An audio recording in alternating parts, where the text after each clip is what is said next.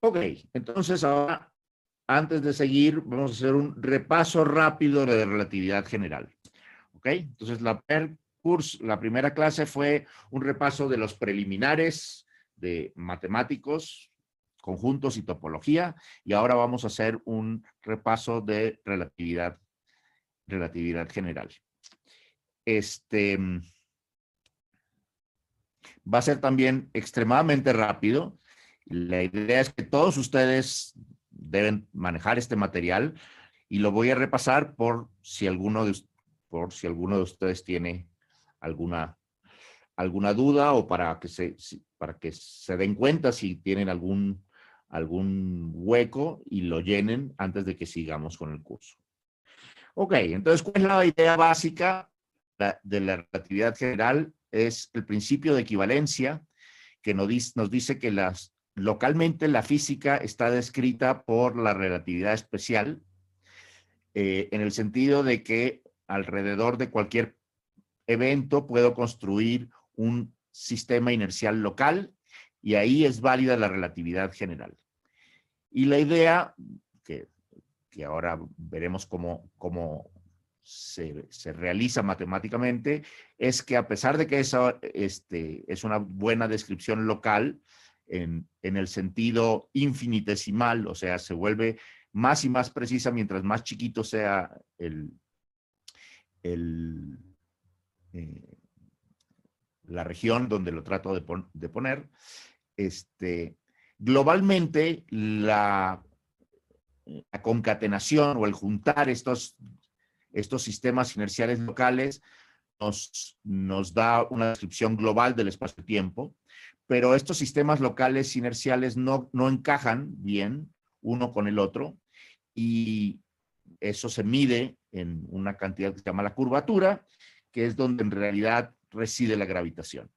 Ok, entonces, ¿cómo se realiza esta idea desde el punto de vista matemático, que es lo que se requiere para poder convertir una idea intuitiva como esta que acabo de describir en una teoría? La realización matemática usa la noción de eh, eh, una variedad diferencial que definimos la vez pasada.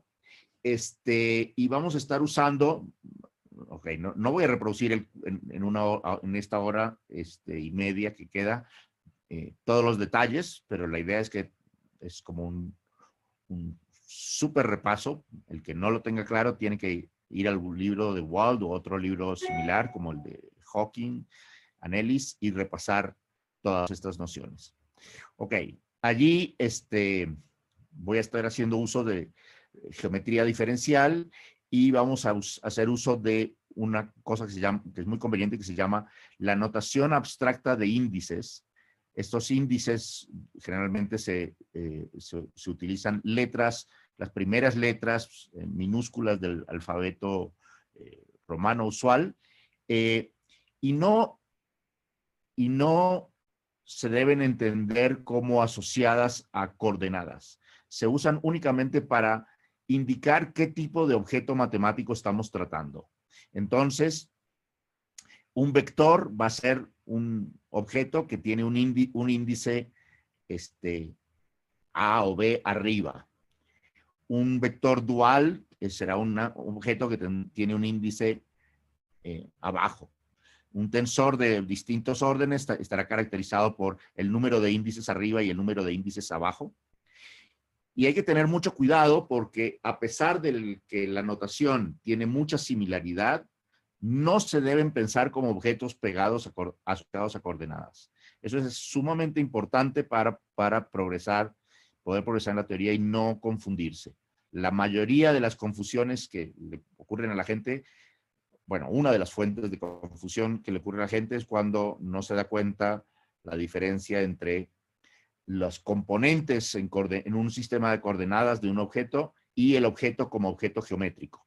¿Okay? Entonces, estos índices que están acá nos caracterizan el objeto geométrico.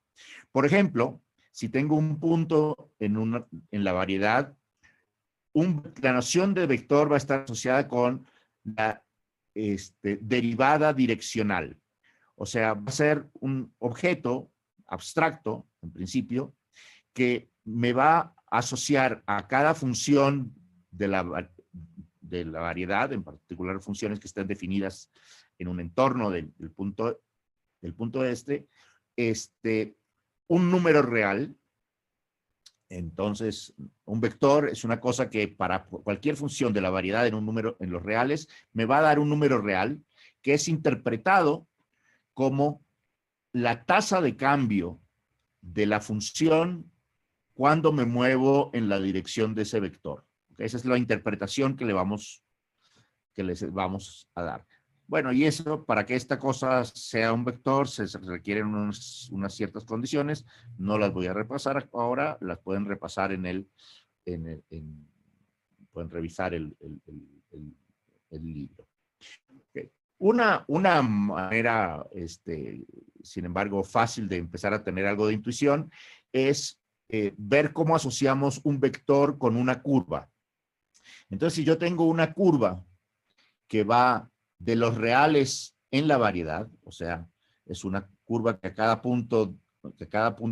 número real me asigna un punto en la variedad, puedo imaginarme que me estoy moviendo a lo largo de esa curva. Esa curva va a estar parametrizada por algún parámetro lambda. Y entonces vamos a pensar en cuál sería el vector tangente a la curva en ese punto, en un punto P, que es el punto por el que pasa la curva cuando el parámetro toma el valor lambda 0. ¿Ok? Ese vector lo voy a llamar TA. Ese A indica que es un vector. El P abajo dice que es un vector tangente al punto P. ¿Y qué es lo que hace ese vector? Como habíamos dicho, un vector lo que debe hacer es agarrar una función cualquiera de la variedad de los reales.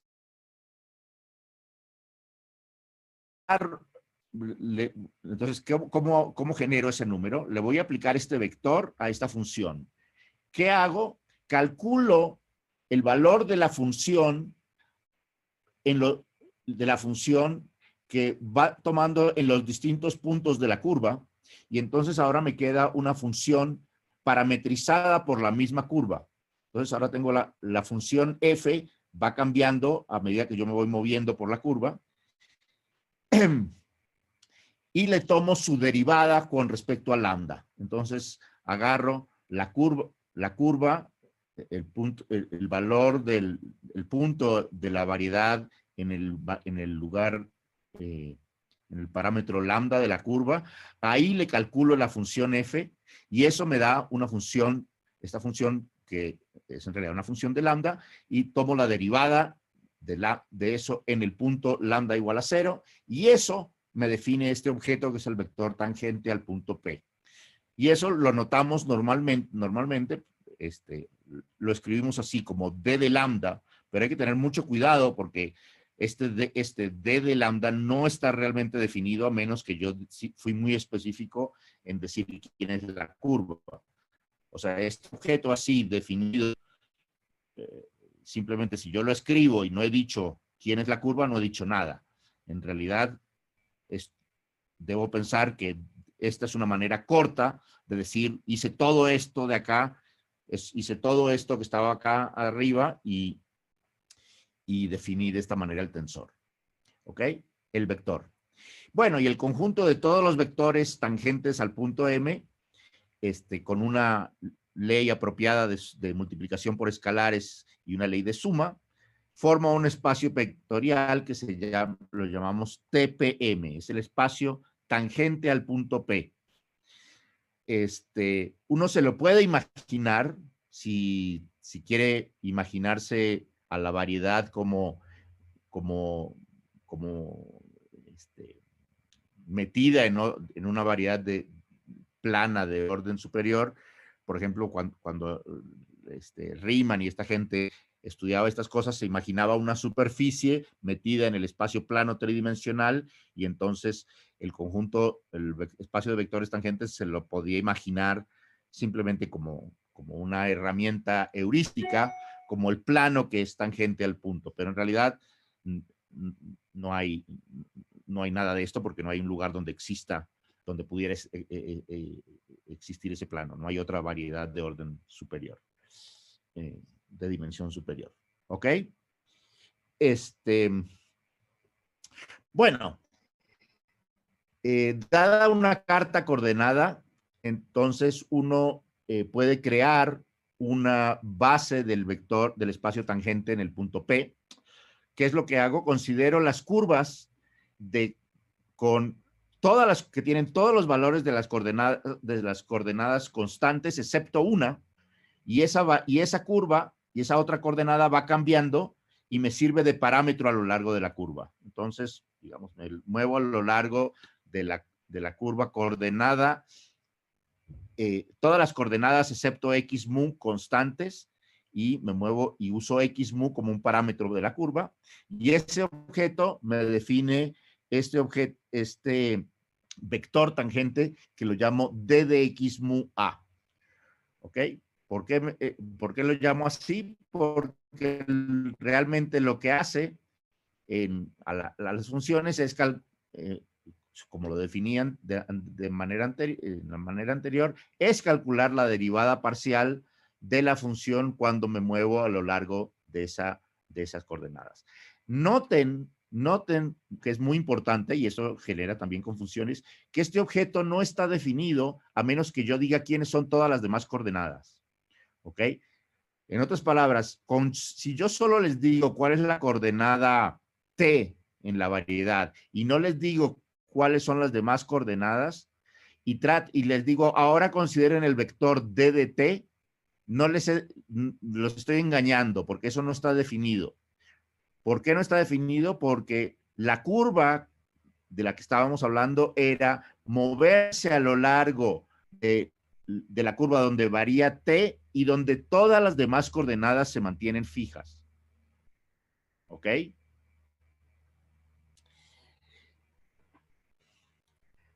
Entonces, hay que tener mucho cuidado con esto. Bueno, resulta que cualquier vector, que este conjunto de vectores forman una base del espacio tangente, y cualquier vector del espacio tangente se puede escribir como una suma, una combinación lineal de estos vectores, como lo tengo escrito aquí en la primera ecuación, o usando lo que se llama la convención de sumación o de sumatoria de Einstein. Cuando tengo dos índices repetidos, presumo o presupongo que debo sumar sobre todos esos índices, ¿no? Entonces, estas dos expresiones se entienden como lo mismo, a menos que yo sea explícito y diga, no me estoy refiriendo a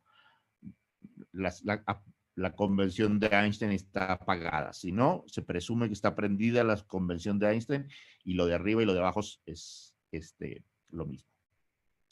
En este caso, podemos volver al vector tangente asociado a una curva cualquiera. Entonces teníamos una curva que en términos de las coordenadas estaba dada por unas funciones x mu de lambda. Si así me expresaron la curva, entonces el vector tangente se puede mostrar que toma esta forma que está acá. ¿Ok? Y el vector tangente actuando en una función toma justamente la forma que está acá abajo. Todo el mundo conoce todo esto, ¿verdad? Si nadie dice nada, yo supongo que sí, así que sigo.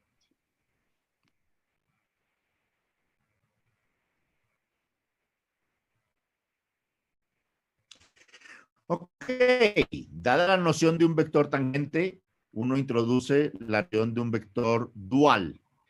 ¿Ok?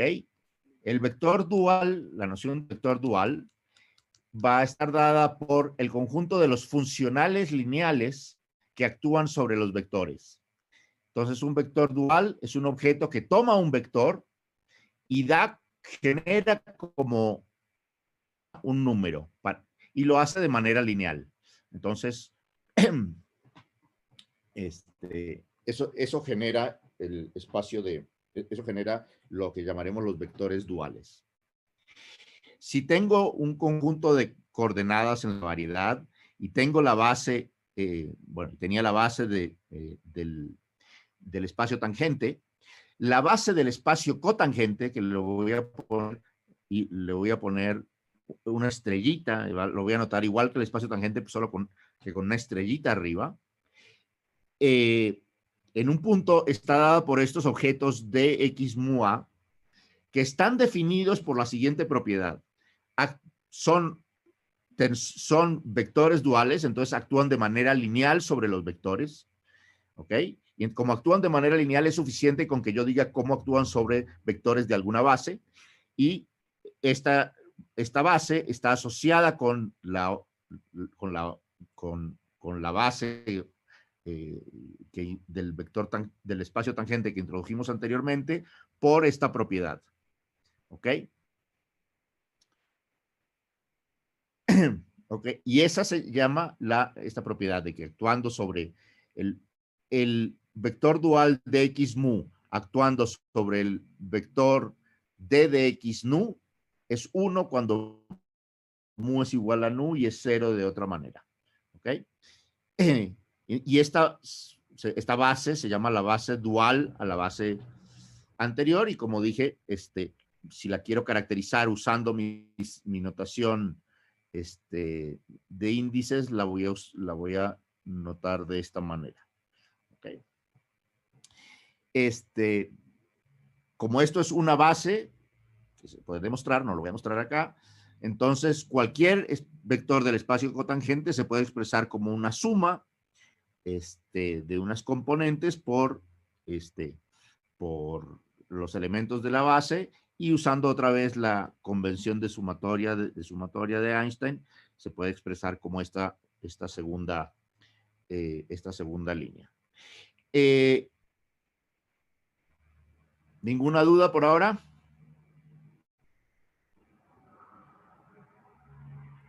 Muy bien, y el siguiente paso es definir tensores de orden mayor.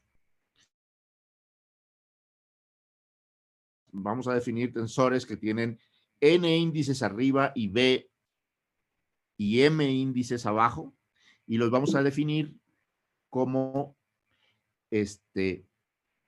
objetos, aplicaciones multilineales que agarran n copias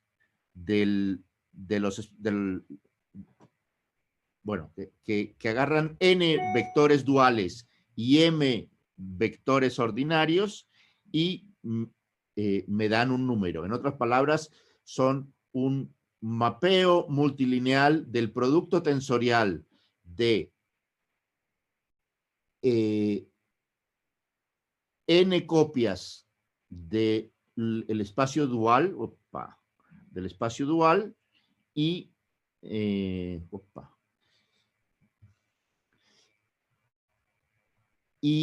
m copias del espacio tangente, y me dan un número real. Entonces, por ejemplo, un tensor tipo 2,3 está caracterizado por el conjunto de valores que toma cuando yo les doy como input 2 vectores duales y 3 vectores ordinarios.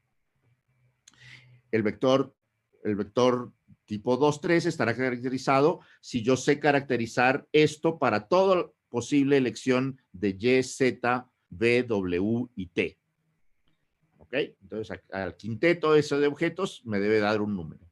Y este objeto lo denoto T con 2 índices arriba y 3 índices abajo. Entonces, un vector ordinario es simplemente un tensor tipo 1, 0, mientras que un vector dual es un tensor tipo 0, 1. ¿Ok? Entonces,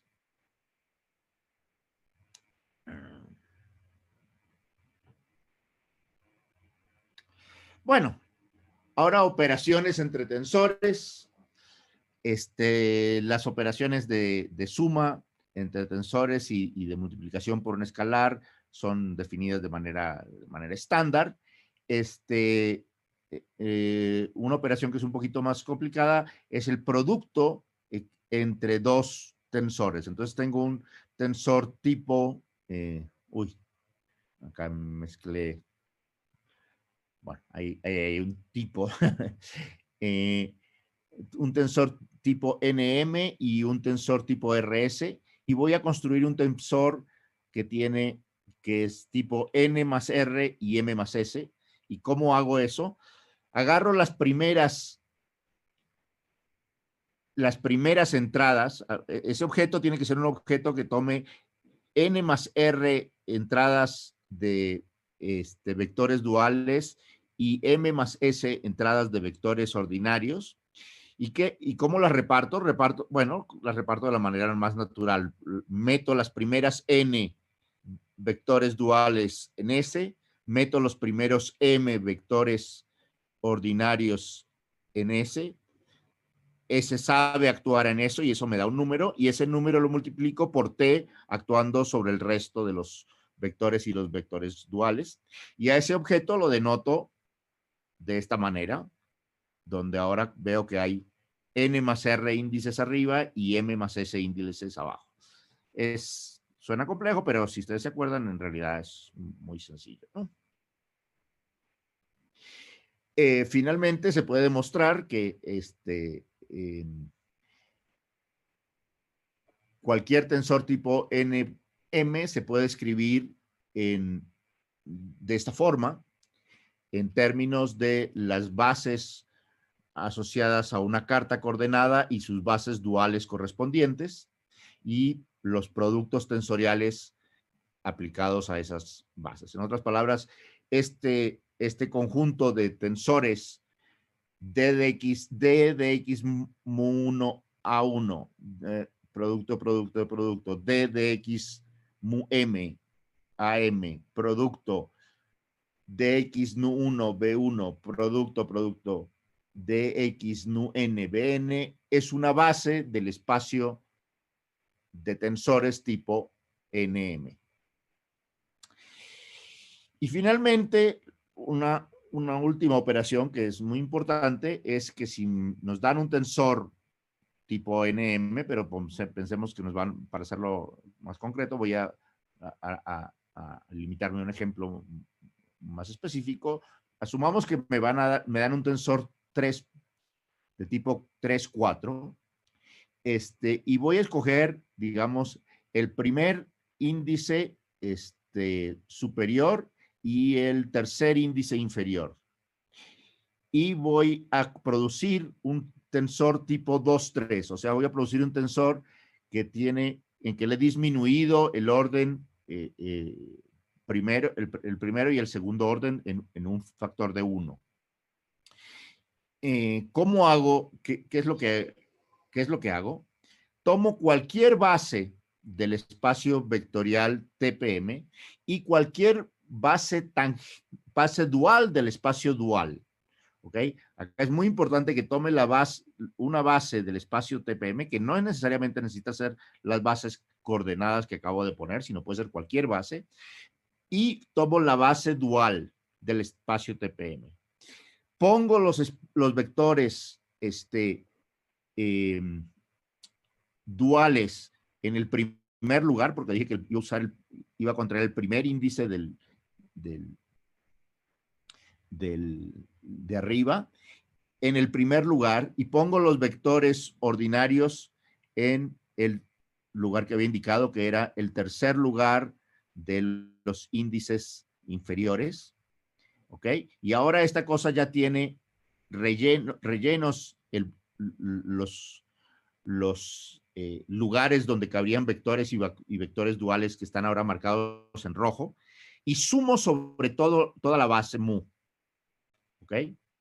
Ese tensor ahora ya solo es capaz de recibir 2 nuevos vectores duales y 3 nuevos vectores ordinarios, y entonces por lo tanto es un tensor tipo 2, 3 que se denota como lo mostré allí. Los índices F, la repetición del índice F indica que este es el tensor que acabo de hacer esta operación. ¿Ok? Esta operación parece un poco peligrosa porque les dije, agarren cualquier base del espacio TPM y la base del espacio dual. Podría ser que esta operación, como usé esa base, dependiera de cuál base usé. ¿Ok? Pero resulta que la instrucción de que las bases que uso sean una dual de la otra asegura que esto no es verdad. que el resultado es independiente de la base y eso se los dejo de tarea para mostrar. ¿Ok? Las contracciones de otro tipo para tensores de otros órdenes, bueno, siguen la misma idea. Entonces puedo contraer más índices o en otro orden o de otras maneras, pero siempre un índice de arriba con un índice de abajo. ¿Ok?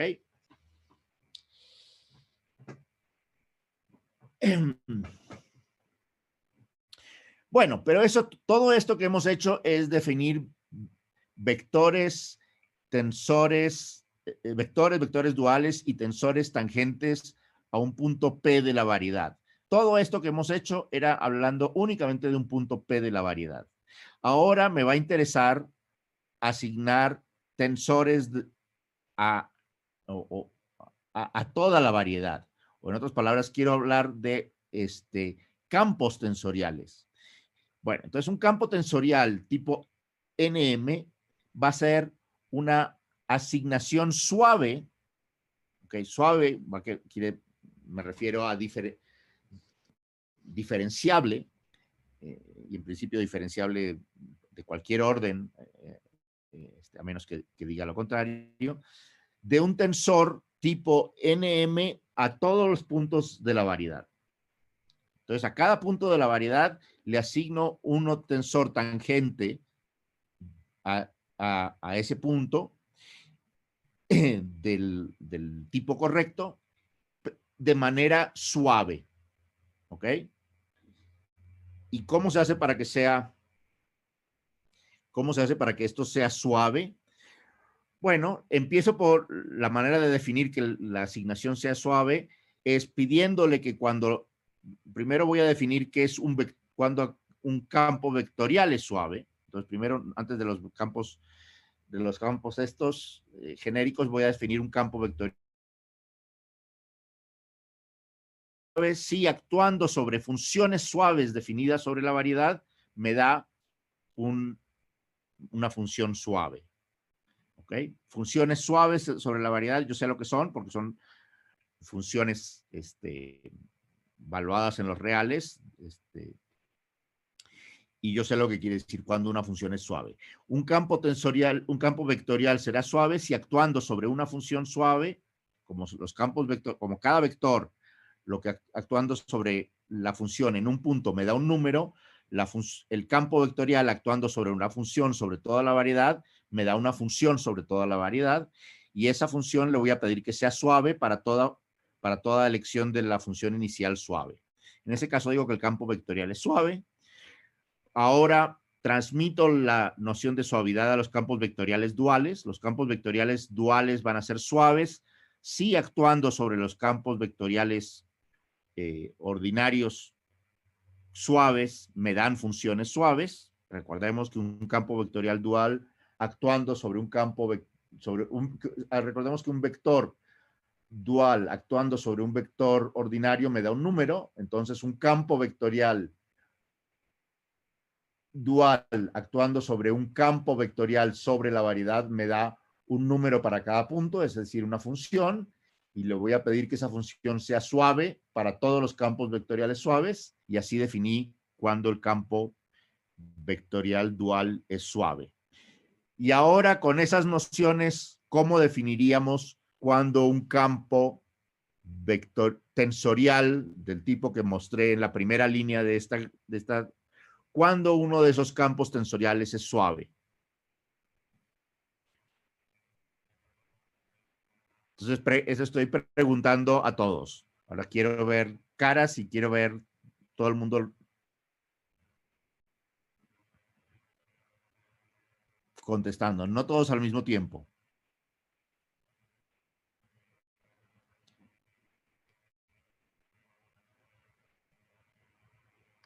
A ver, entonces, Ricardo Musiño, ¿cómo se hace eso?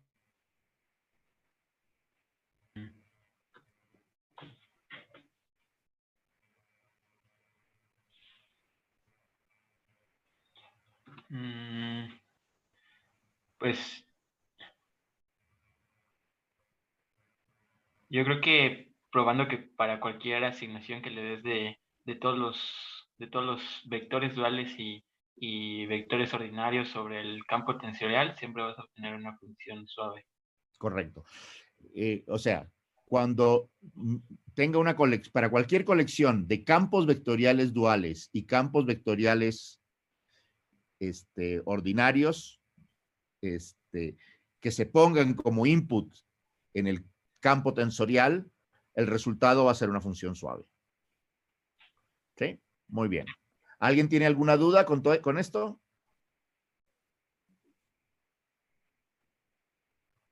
No. Muy bien. Ok, entonces acá tenemos esta tarea que demuestren que la contracción es independiente de la elección de la base. Gracias. Bueno, entonces eso fue un poquito de, de geometría diferencial, parte de las bases matemáticas donde introducimos los objetos que vamos a usar para hablar de la relatividad general. Y entonces ahora empezamos por la caracterización de lo que es un espacio-tiempo de acuerdo a la relatividad general. Obviamente hay generalizaciones, hoy en día está muy de moda generalizar a más dimensiones y no sé qué, pero en principio la relatividad general, digamos, fue pensada para el espacio-tiempo que conocemos de nuestra experiencia, que es el espacio-tiempo cuatridimensional, 3 dimensiones espaciales y una temporal. Y entonces se dice que un espacio-tiempo es una variedad diferencial de dimensión 4 con una métrica pseudo-riemanniana suave definida sobre ella. Y pseudo-riemanniana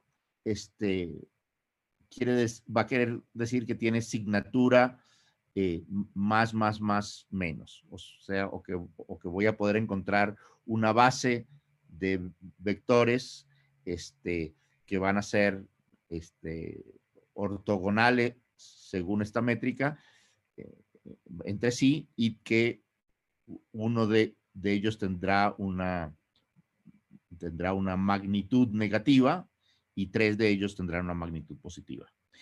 Este objeto que se llama la métrica, nos va a dar una noción local de la estructura causal, o sea, de cuáles vectores o cuáles direcciones son tipo tiempo y cuáles direcciones son tipo espacio y cuáles direcciones son tipo nulo. Y también nos va a dar información acerca del tamaño de pequeños intervalos espaciotemporales infinitesimales. ¿Ok? En una carta coordenada se va, como es un vector tipo 0, 2, entonces se va a poder escribir de esta manera, una suma de unos coeficientes por los elementos de la base de los espacios duales 0, 2.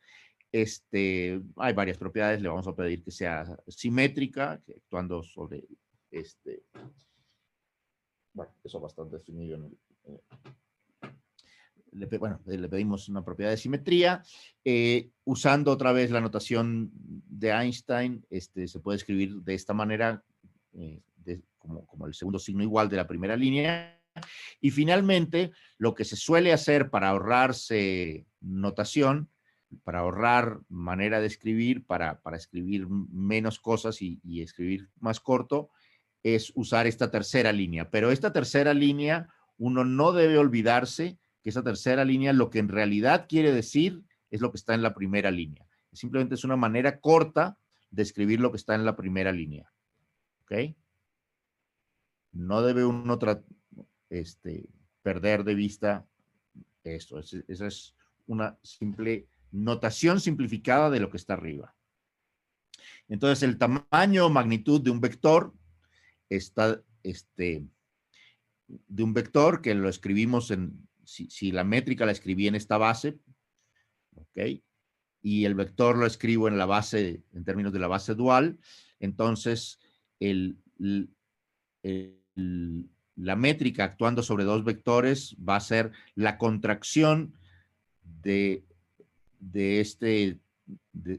esta manera de la métrica con los dos vectores. Primero produzco en principio el producto tensorial del tensor tipo 0,2 con el tensor tipo 1,0 y el otro tensor tipo 1,0, y luego los contraigo en los índices según lo que la instrucción que dije arriba, y si uno hace eso es fácil ver que el resultado es este numerito que está acá. Ahora estos ya son el último signo igual.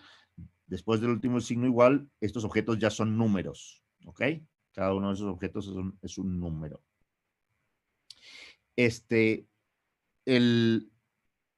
Para los vectores en el espacio tangente, esta cantidad indica en particular si el vector es temporal, espacial o nulo. Vamos a usar la notación de Wald, en que los vectores temporales, bueno, dijimos tener asignatura menos, más, más. Entonces los vectores temporales son los que tienen, para los cuales esta cantidad, su tamaño es negativo. Los espaciales tienen tamaño positivo, tamaño entre comillas, y las direcciones nulas, esta cantidad da 0. Por otro lado, como dije, estas cantidades me sirven también para hablar de desplazamientos infinitesimales, y puedo, por ejemplo, considerar los desplazamientos infinitesimales sobre una curva, considerando los vectores tangentes sobre una curva, y luego sumarlos y obtener la longitud de la curva. Entonces, con estas nociones voy a medir también longitudes de curvas, que por supuesto la longitud de curva podrá ser positiva, negativa o nula, dependiendo de cómo va cambiando su carácter de punto a punto.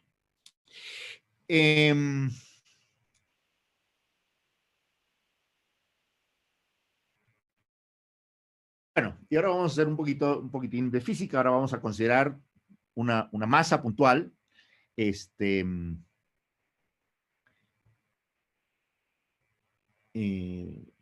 tamaño m, que variedad, mi espacio-tiempo, dada por una curva parametrizada por lambda, y vamos a denotar su vector tangente como T sub A. Entonces, el desplazamiento infinitesimal, cuando lambda varía de lambda a lambda más d lambda, lo tomo como T sub A multiplicado por ese pequeño intervalo. Y la longitud de ese intervalo es entonces la métrica aplicada a este vector. Bueno, esto lo debo pensar como la longitud al cuadrado, en cierta manera como la longitud al cuadrado. Es conveniente siempre reparametrizar, dado que un vector, la curva representa el movimiento de una masa, de un objeto masivo, y un objeto masivo se mueve en relatividad especial a lo largo de curvas de tipo tiempo.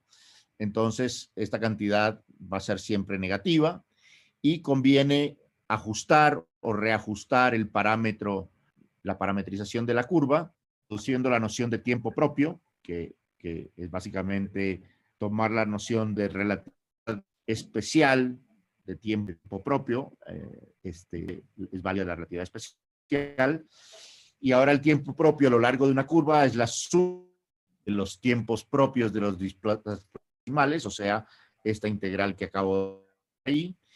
Y resulta que si uno usa ese tiempo propio como parámetro en la curva, se reparametriza la curva que estaba inicialmente parametrizada, parámetro lambda, la realiza en términos de tiempo propio, entonces, ok. Bueno, entonces, ahora vamos a asociar propiedades físicas a algunos objetos. Por ejemplo, a esta partícula de masa m que tiene 4 velocidad t normalizada de manera que su norma es -1,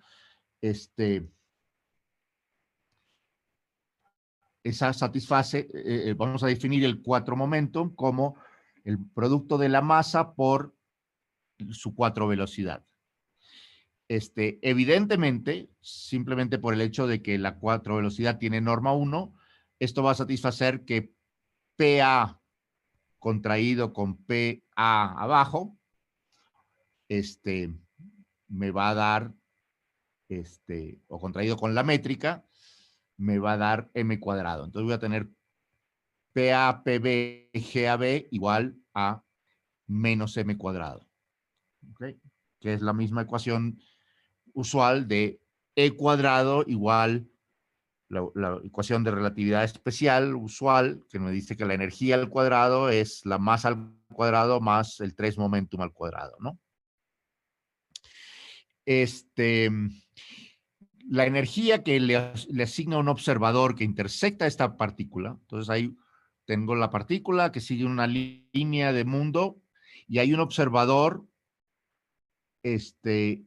cuya cuatro velocidades UA y que cruza a la línea de mundo en el punto P. Entonces, ese observador le va, si uno pasa ahora a relatividad especial, dice básicamente todo está ocurriendo en un punto, debe ser alrededor de ese punto válida la relatividad especial, y yo sé que en la relatividad especial la energía que le asigna un observador a un objeto que tiene enfrente suyo es, bueno, a un objeto es su 4 velocidad por contraída con el 4 momentum con un signo menos por la asignatura que hemos usado, ¿no? Pero aquí lo importante es que este observador solo le puede asignar esta energía a las partículas a las que cruza.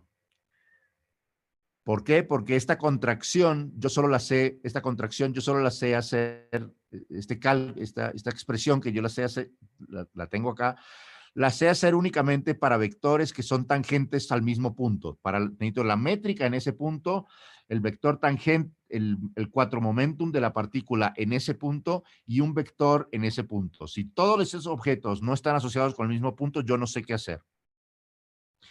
En otras palabras, en relatividad general, de manera genérica, un observador no puede hablar de la energía de una partícula que no está justo enfrente de él. ¿Ok? Esa es una primera lección importante que a veces la gente no se acuerda. Es bastante notable que, digo, gente que no trabaja en relatividad general de pronto se entiende que no lo acuerde, pero alguien que trabaja en relatividad general no puede cometer ese tipo de errores, ¿no? Okay.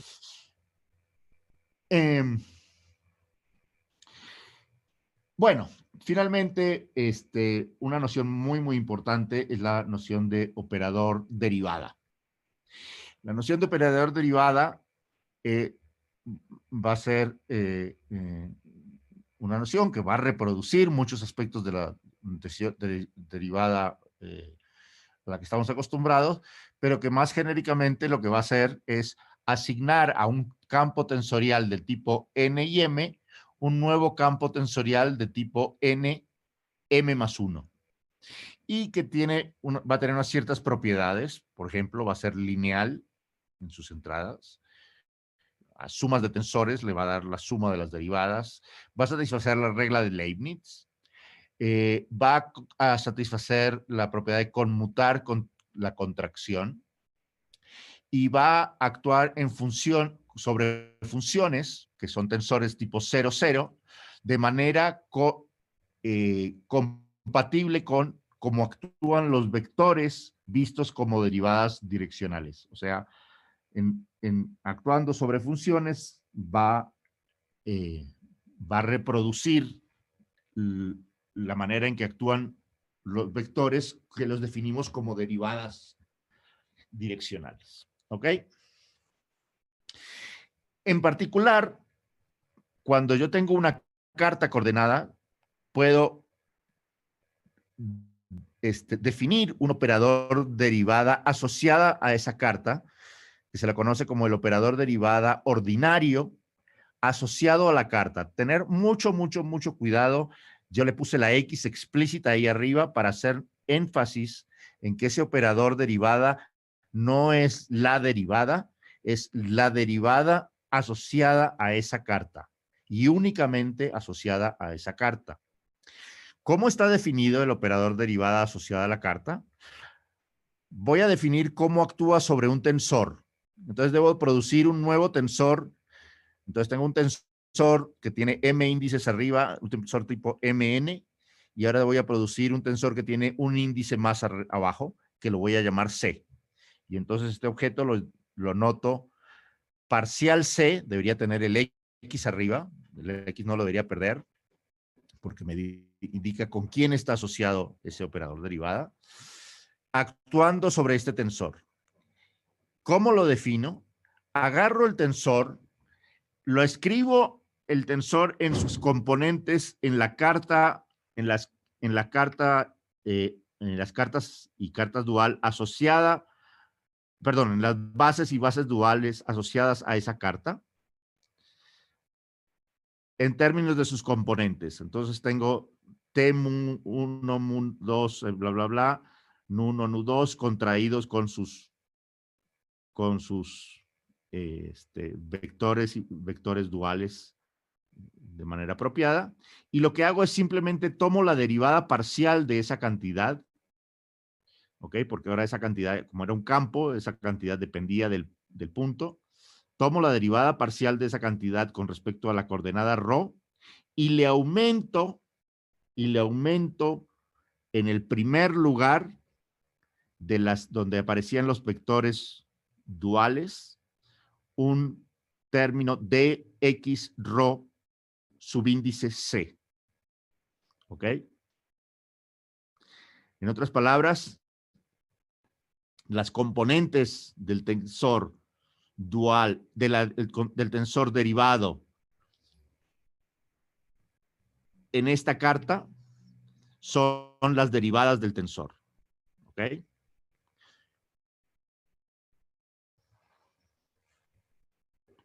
¿Todo el mundo está bien con esto?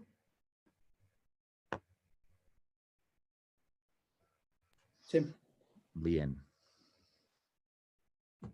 Y entonces ahora viene una parte muy delicada sobre la cual hay mucha confusión, porque en una época estas cosas no se entendían suficientemente bien, por lo menos entre los físicos. Creo que los matemáticos siempre lo entendieron bastante mejor, pero entre los físicos no se entendía bien y eso generó muchísima confusión. Asociado con dos cartas coordenadas, hay dos operadores derivadas diferentes. Son diferentes objetos. El operador derivada asociado con la carta X y el operador derivada asociado con la carta Y, que cubren el mismo lugar, son dos operadores derivadas diferentes. No son el mismo objeto. Es más, cada uno de ellos se puede expresar en la otra carta. Yo puedo agarrar el operador derivada asociado a la carta A y expresarlo en la carta Y. Perdón, tomo el operador derivado asociado con la carta X y lo expreso en la carta Y. Cuando hago eso, no obtengo el operador derivada asociado con la carta Y, porque eran objetos distintos y no tengo por qué obtenerlos. ¿Ok? Es simplemente lo que obtengo es simplemente el operador derivada en la carta A, pero expresado en otra carta.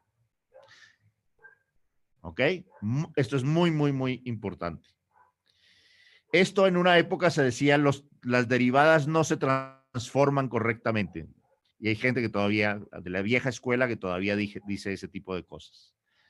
Las derivadas no se transforman como tensores o algo por el estilo, y es porque no toma en cuenta de que en realidad está hablando de dos operadores diferentes. Se puede demostrar que dados dos operadores derivada cualquiera, su diferencia está completamente caracterizada por un tensor tipo 1,2 que se denota, acá digo de netted, pero bueno, que se denota CABC. ¿Ok?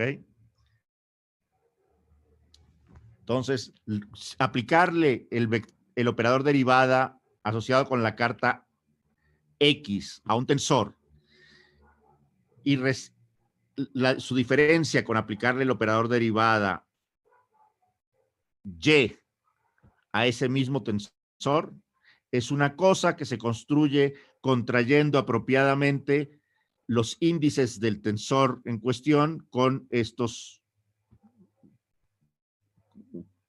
bueno, es una suma de términos que se construyen contrayendo los índices del tensor en cuestión con los índices de este tensor que tenemos acá. ¿Ok? Entonces, esa es una noción muy, muy importante que no se les debe salir de la mente y que tienen que tener cuidado porque los libros antiguos y la gente de la vieja guardia, imagínense, yo me considero de la nueva guardia, tenían mucha confusión al respecto. Bueno, noción de transporte paralelo. Para eso, para introducir esa noción, vamos a hacer uso del siguiente resultado. Si alguien me dio un único operador derivada, caracterizado, que se llama el operador, normalmente se le conoce como el operador derivada covariante, caracterizado por la propiedad de que actuando sobre la métrica, el operador derivada es 0 y el requerimiento de que tiene torsión 0, que bueno,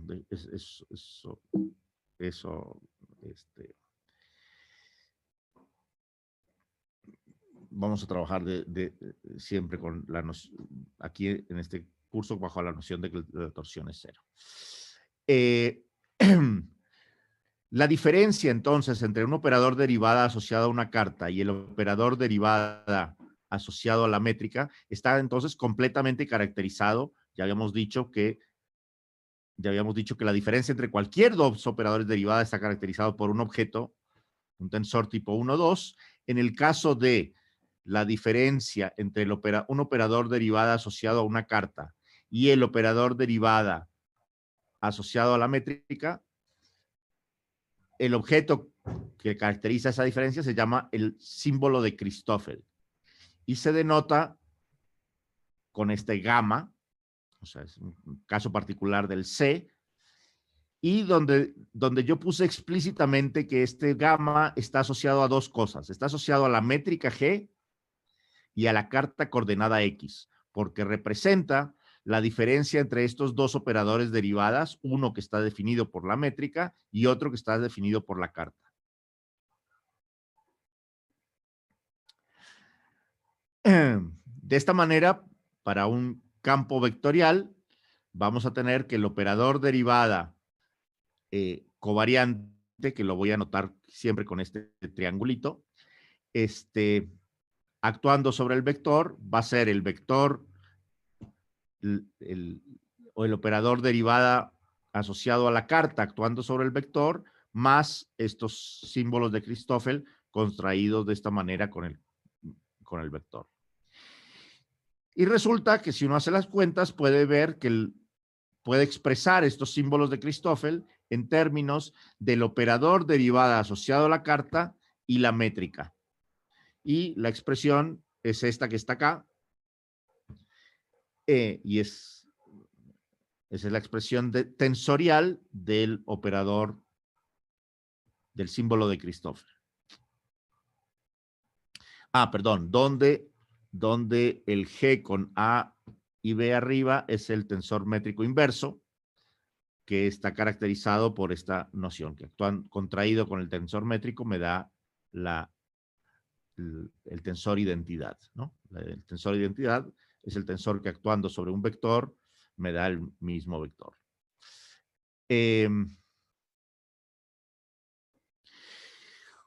Uno puede usar el tensor métrico para producir a partir de vectores duales y viceversa. Eso es lo que se llama subir y bajar índices.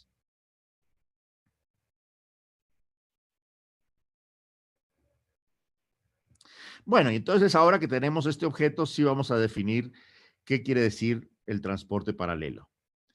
Si alguien me da una curva sobre la variedad parametrizada por un parámetro lambda, cuyo vector tangente es d de lambda, como en el sentido en que expliqué anteriormente, y un campo vectorial definido sobre la curva. Vamos a decir que ese vector es transportado paralelamente a lo largo de la curva, sí satisface esta ecuación que está acá. ¿Ok? Esta ecuación que está aquí es, digamos, una generalización de la noción de decir, cuando yo me muevo a lo largo de la curva, el vector no está cambiando. ¿Okay? Si yo hago esta expresión y cambio la noción, el vector por una función y simplemente digo TA gradiente A sobre F es 0, eso quiere decir que la función F no, es lo mismo que decir que la función F es constante a lo largo de la curva, eso lo pueden ver. Y acá estamos generalizando esa noción para un vector. Esta noción se generaliza a tensores de cualquier tipo. Una cosa muy importante en relatividad general, en geometría diferencial, pero en particular en relatividad general, es que el transporte paralelo de un tensor de un punto P a un punto Q en general depende de la curva. Entonces, no es en general posible comparar tensores tangentes en puntos diferentes. O sea, si yo hubiera querido definir la energía, por ejemplo, diciendo, me voy a traer, la partícula está por allá lejos y nunca pasa por donde yo estoy, pero me voy a traer su 4 momentum, me lo voy a traer hasta acá y acá voy a hacer el producto, voy a contraerlo con mi 4 velocidad y definir la energía de la partícula. El problema de tratar de hacer esto es que traérmelo de por allá hasta por acá, en general depende de por dónde lo traiga, de qué curva use para traerlo, y por lo tanto va a ser ambiguo esa definición de energía que yo quería usar.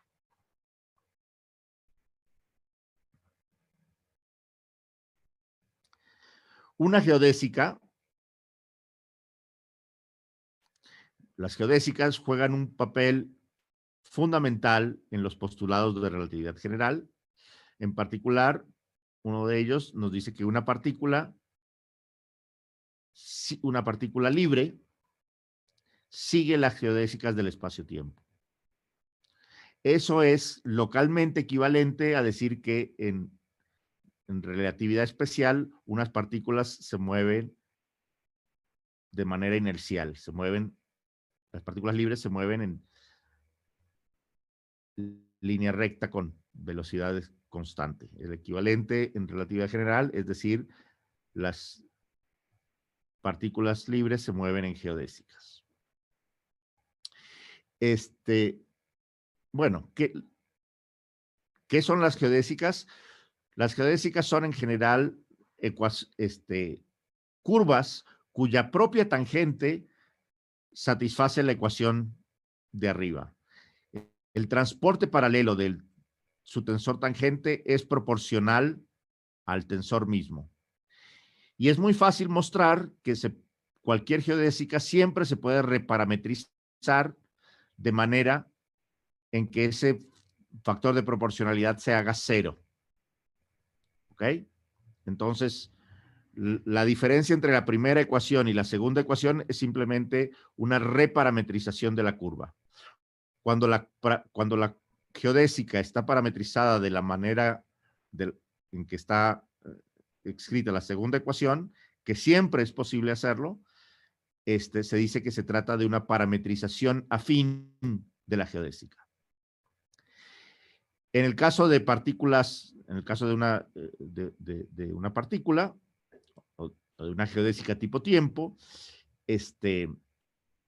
si uno usa el tiempo propio a lo largo de la geodésica, resulta que automáticamente la parametrización se vuelve una parametrización afín. Entonces, eso les dejo como otro ejercicio, checar que automáticamente, si yo estoy usando el tiempo propio como parámetro afín, entonces, perdón, si estoy usando el tiempo propio como parámetro de la curva, la parametrización es afín. En otras palabras, la ecuación de arriba toma la forma de la ecuación de abajo. Y el postulado de la relatividad general es que las partículas, las líneas de mundo de las partículas masivas libres son geodésicas tipo tiempo, mientras que para las partículas sin masa, fotones, son, sus líneas de mundo son geodésicas nulas. ¿Okay? Obviamente, en el caso de geodésicas nulas, la parametrización afín no tiene nada que ver con el tiempo propio, porque el tiempo propio a lo largo de una geodésica nula es 0.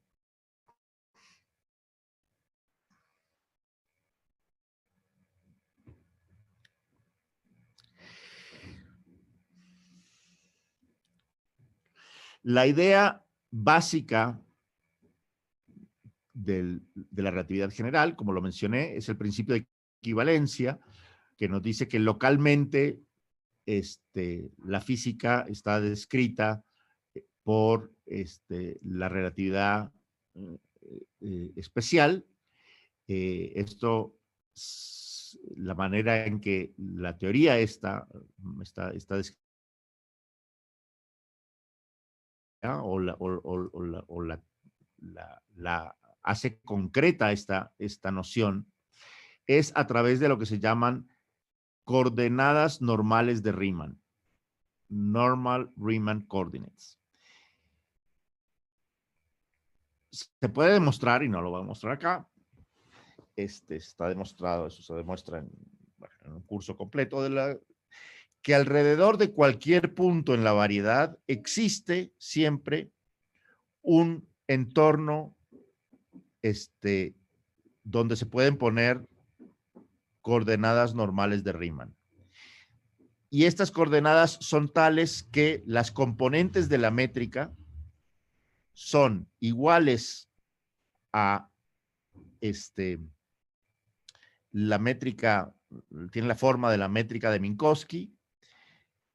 El punto P tiene coordenadas y igual a 0 y los puntos cercanos tienen correcciones a la métrica que son orden y cuadrado.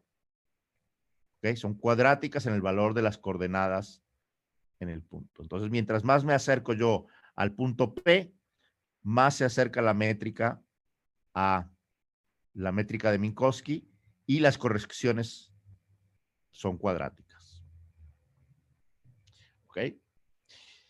En particular, como los símbolos de Christoffel, si se acuerdan, están dados por derivadas primeras de las métricas, los símbolos de Christoffel en el punto P, escritos en coordenadas normales de Riemann, los símbolos de Christoffel son 0. En ese punto. ¿Ok? Cuidado, eso solo ocurre en ese punto. Fuera de ese punto, eso no es verdad. ¿Ok?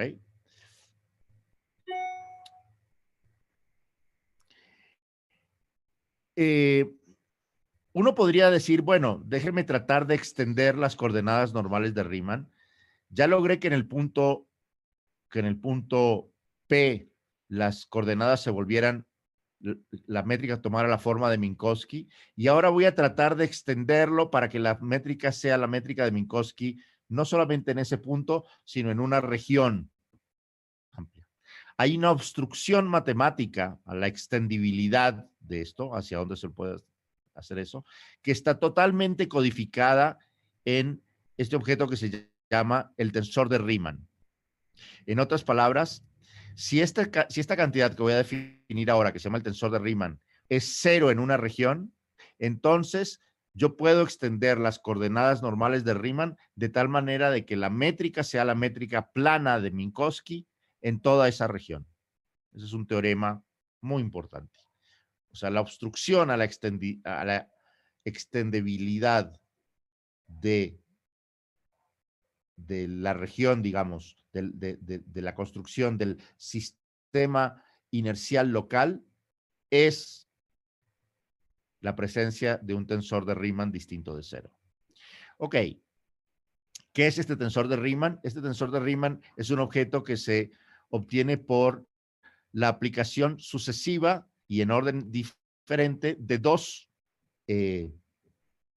operadores derivadas asociados a la, bueno, asociados a la métrica, ¿no? Entonces, se puede demostrar que aplicar,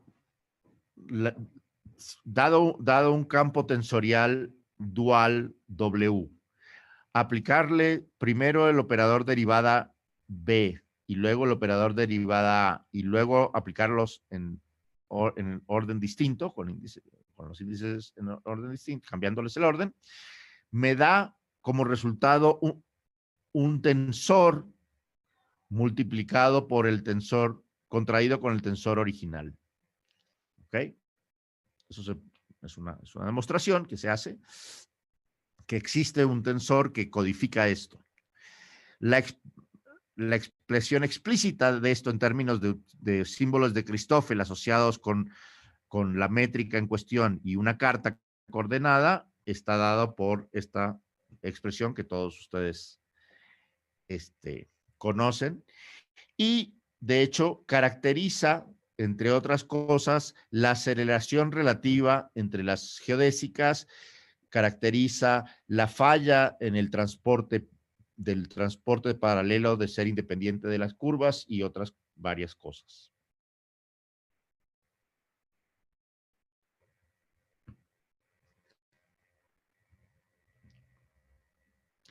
En ese sentido, en el sentido de que caracteriza la eh, aceleración relativa entre geodésicas cercanas, pasado a la versión newtoniana de la gravitación, vemos que lo que representa es lo que sería equivalente a las fuerzas de marea. ¿Okay? Las fuerzas de marea es el hecho de que la aceleración producida por la gravedad, de acuerdo a Newton, puede depender de la posición, ¿verdad? Por eso los mares se mueven, porque la atracción de la luna sobre distintos puntos del agua en el mar dependen del punto y entonces eso crea las mareas, y por eso se llaman las fuerzas de marea. Y eso tiene que ver con la segunda derivada del potencial newtoniano en física newtoniana. De ese hecho y del hecho de que las ecuaciones que rigen la gravitación newtoniana satisfacen esta ecuación, que también involucra las segundas derivadas, eso más la consistencia matemática interna, asociada con la conservación del tensor de energía momentum, lleva a Einstein a formular las ecuaciones fundamentales de la relatividad general que nos dicen cuál es la relación entre el tensor de Riemann y la presencia de materia en el espacio-tiempo. Y está dada por estas ecuaciones de Einstein, que todos ustedes supongo conocen, de supermemoria, en donde el lado derecho tiene que ver con la geometría, generalmente se lo considera teniendo que ver con la geometría, perdón, el lado izquierdo tiene que ver con la geometría, el lado derecho tiene que ver con la,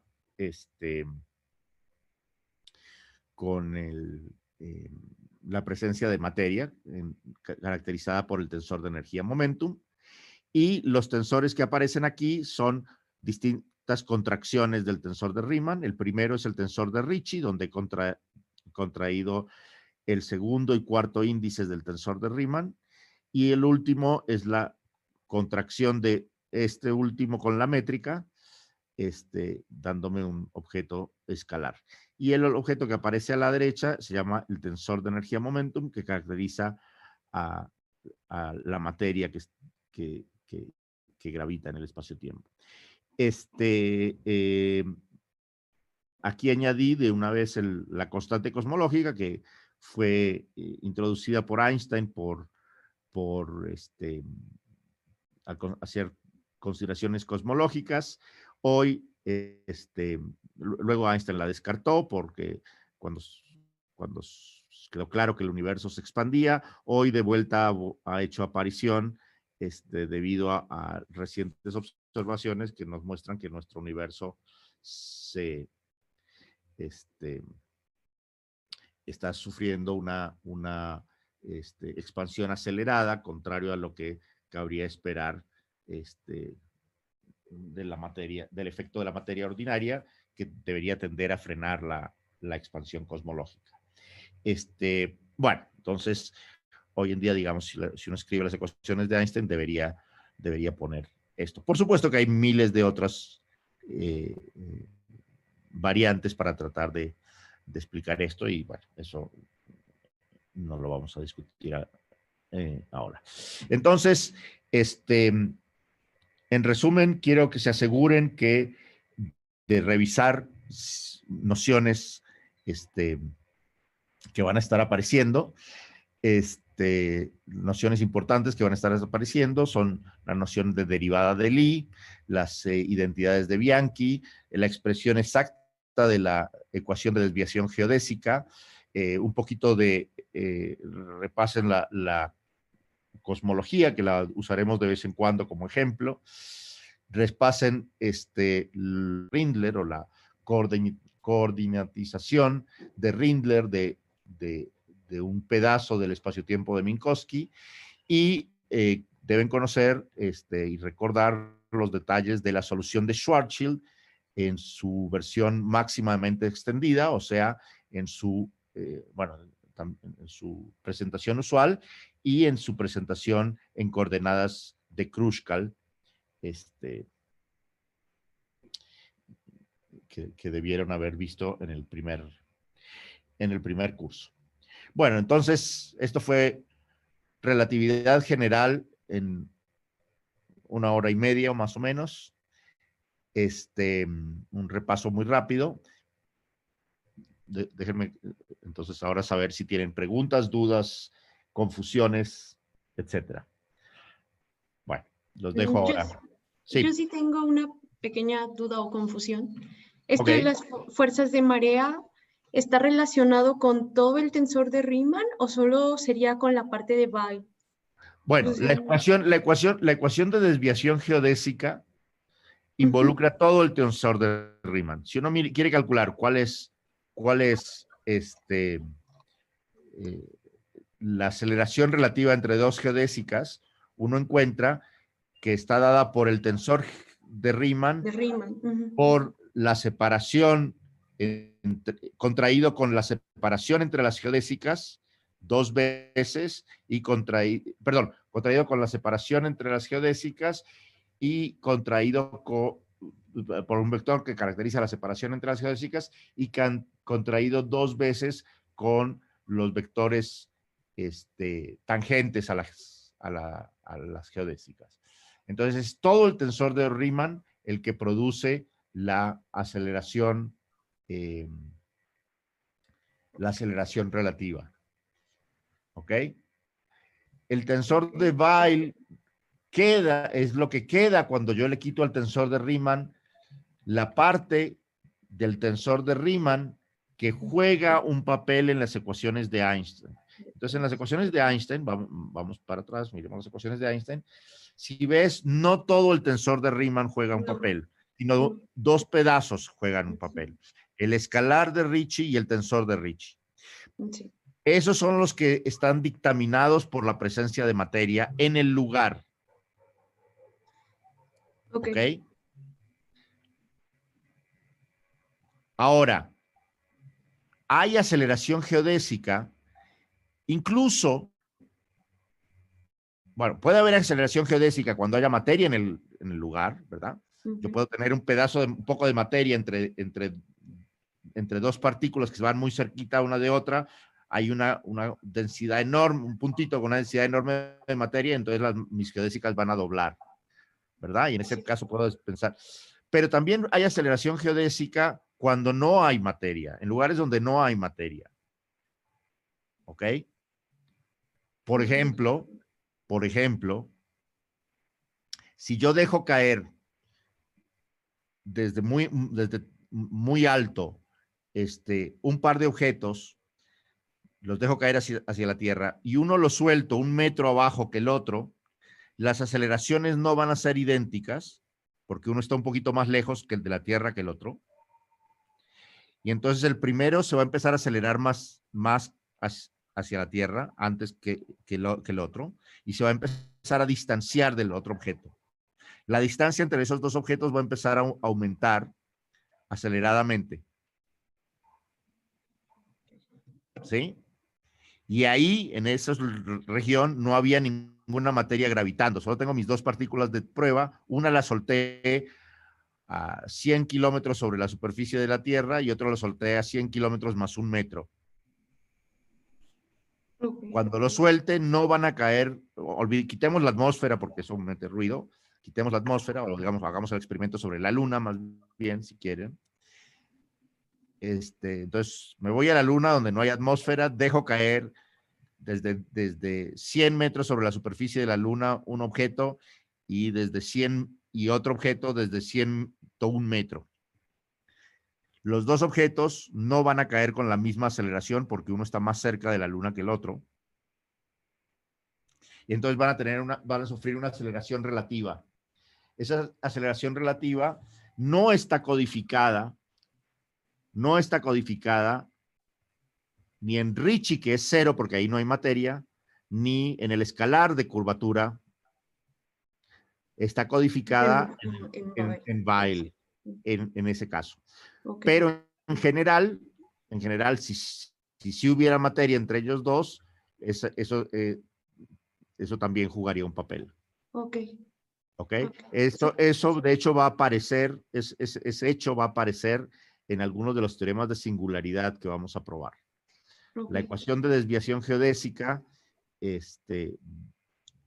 la aparición de Ricci en la ecuación en ciertos pedazos de la ecuación de desviación geodésica, bajo ciertas condiciones, va a jugar un papel importante en los teoremas de singularidad.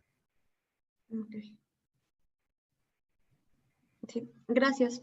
Ok. ¿Más preguntas?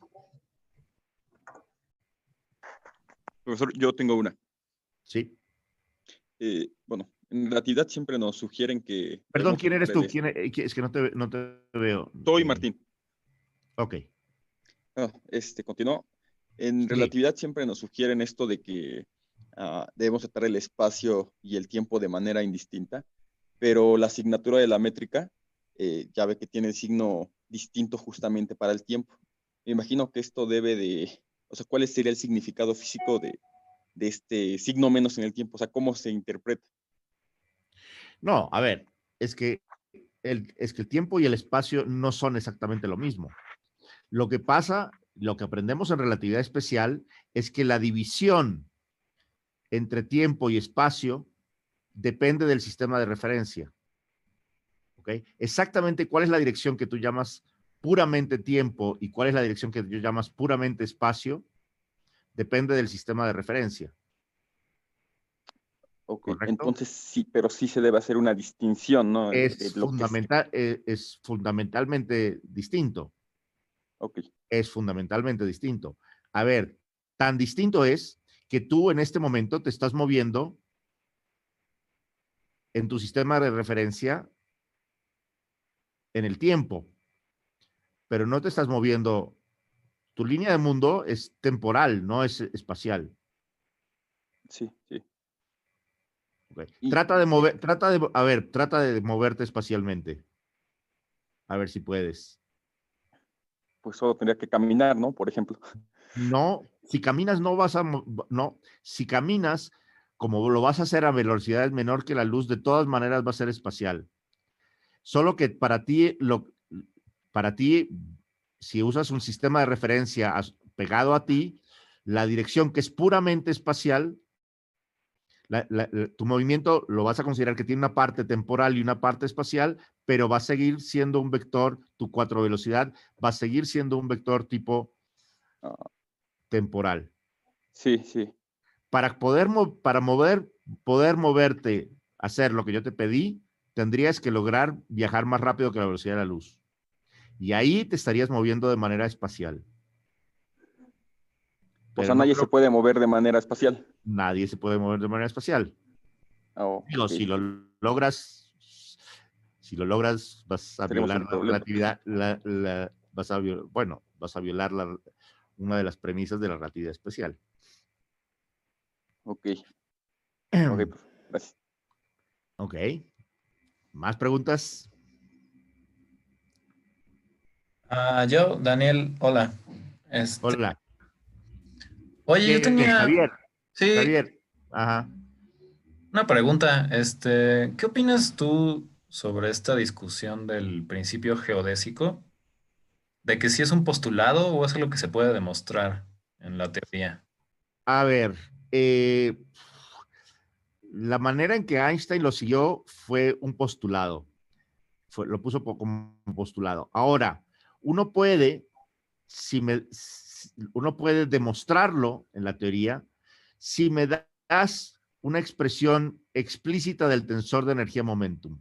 Entonces, si tú me das la expresión explícita del el hecho de que se conserve el tensor de energía momentum está íntimamente ligado con que las partículas se mueven en línea en geodésicas. Sí. Pero para eso tuviste que hacer este otro. O sea, no lo puedes demostrar en la teoría si no usas de alguna manera, ligas el tensor de energía momentum con, eh, con las partículas. Solo cuando me digas que el tensor de energía momentum de una partícula es su masa por su 4 velocidad, por otra 4 velocidad, por una función delta de su posición. Solo cuando me digas eso, entonces vas a poder demostrar que las partículas se mueven en geodésicas. Entonces, sí, en cierta manera se puede mostrar, pero requiere ese otro input que en principio no te lo da la teoría, ¿no? Decir quién es el tensor de energía momentum de una partícula. ¿Sí quedó claro? Sí, Ok, ok. sí, sí. Ok. ¿Más preguntas? Bueno, entonces hagan las tareitas que les dejé hoy también que les sirven de repaso para fortalecer estas nociones. Reléanse esto, si se los voy a hacer llegar también. Igual que la vez pasada, te lo voy a mandar a ti, Rosa Laura, para que los mandes a todos los que están presentes. Y bueno, y entonces el curso de ahora en adelante, ¿qué va a ser?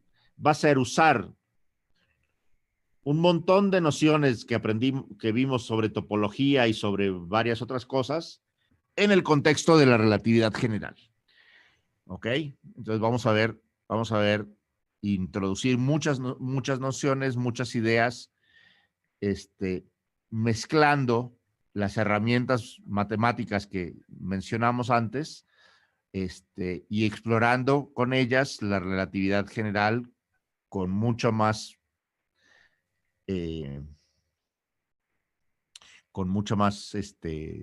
digamos, precisión y mirando detalles más delicados que lo que se suele hacer en en el primer curso de relatividad general. ¿Ok? Eso va a ser, a eso nos vamos a dedicar, digamos, durante este semestre.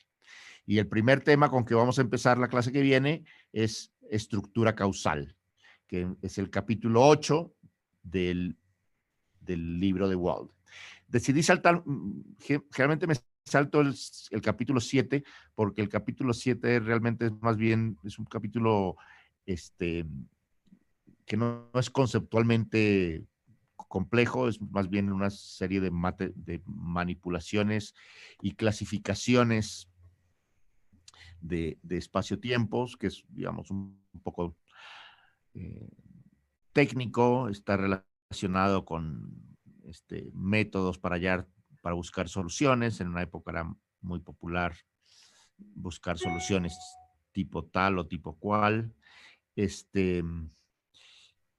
Y realmente es un capítulo en que en cierta manera es muy sencillo de leer y no requiere mucha ayuda. Al que lo necesite, yo digo que es un capítulo que uno lo debe leer cuando lo necesita. El capítulo 8, por el contrario, es un capítulo denso, donde juega muy fuertemente nociones de topología con nociones de relatividad, y entonces ahí sí vamos a, digamos, a usar y a desenmarañar un poco de ideas. Bueno, pues a menos que tengan alguna otra pregunta o alguna otra duda, si quieren pueden empezar leyendo un poquito el capítulo para cuando lo presentemos tengan un poco de... no sea la primera vez que oyen el tema y eso de pronto les ayuda a absorber. Como les dije, este curso es muy denso, muy denso. Recuerden que yo espero que lo lean el capítulo en su totalidad. Nosotros vamos a ir, digamos, introduciendo nociones, pero haciendo algunas demostraciones y otras saltándonoslas para poder en el curso del semestre llegar hasta donde quiero llegar, que es la física, las leyes generales de la física de agujeros negros. ¿Ok? Pero sí deben ustedes leer en cada caso la totalidad de cada capítulo y todas las demostraciones que van a ver. Espero que el hecho de que hagamos algunas demostraciones acá en la clase, que las escojo por ser, digamos, típicas, les facilite lidiar con las demostraciones como están en el libro de Wald. El libro de Wald es un muy, muy buen libro, pero tiene, si tiene digamos, un defecto que uno le podría llamar defecto, es lo comprimido que es. Entonces, en cierta manera, el curso pretende, yo digo, unzip el libro de Wald, porque en el libro de Wald cada palabra está ahí por una razón y lo que yo hago aquí es expander y disectar y mostrar qué papel jugó cada punto en el argumento, ¿no? ¿Ok? Entonces, los argumentos son muy, muy condensados. Acá los vamos a descondensar. Por eso digo, unzip el libro. ¿Ok? Y la idea es que practicando el unzipping, ustedes pueden unzip todos los demás teoremas que no vamos a cubrir en clase, que no vamos a demostrar en clase. ¿Está bien? Sí. Ok. Bueno, pues nos vemos entonces el martes. Puedo pedirles a alguno de ustedes que nos muestren la solución de alguna de las tareas que dejé. Acuérdense de eso. Traigan preparada la tarea, lista para presentar. ¿Ok? Se vale que para la tarea pregunten, averigüen por donde sea. Consulten, comparen, charlen, discutan, etcétera, etcétera. Creo que deberían compartir. ¿Todos tienen los emails de todos? Sí, todos los pueden ver con el correo como lo mando. Ok. Entonces, cualquiera que le quiera preguntar a un compañero, ¿tú entendiste esto o acá me trabé?